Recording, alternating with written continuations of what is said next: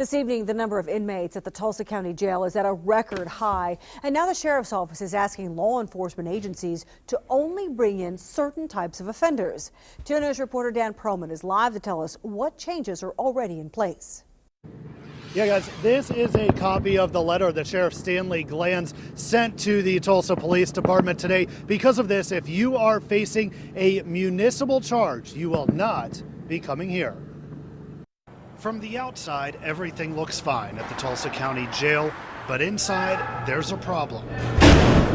We have reached unprecedented numbers in the jail that we've never seen before.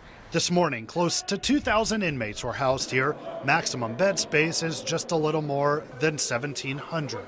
We don't have the clothing, the bedding, the blankets, the food, the medical providers. Major Shannon Clark with the Sheriff's Office tells me inmate population is usually down during the first part of the year, but that wasn't the case this year, and the numbers keep rising. Clark calls it a perfect storm. The problem is that storm's got to give eventually. The jail is now refusing inmates facing only municipal charges, which are typically minor offenses. That means Tulsa police officers will have to change how they go about their jobs. Before, they would arrest somebody for something like driving without a license or having several misdemeanor warrants. Not now.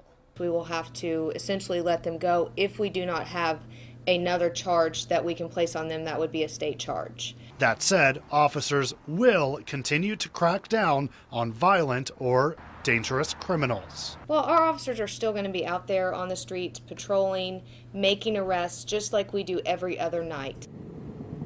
Now, to be clear, inmates facing a state charge will still end up here. 200 inmates here are waiting on extradition or to be picked up by the Department of Corrections. The Sheriff's Office is trying to speed up that process. They already have a plan in place to release 22 inmates who are here for minor violations. Live in downtown Tulsa, Dan Perlman, 2 News, works for you. We apologize for the difficulties there with Dan's mic. Now, the Sheriff's Office tells us they are working on a plan to be prepared for even more inmates than they already house.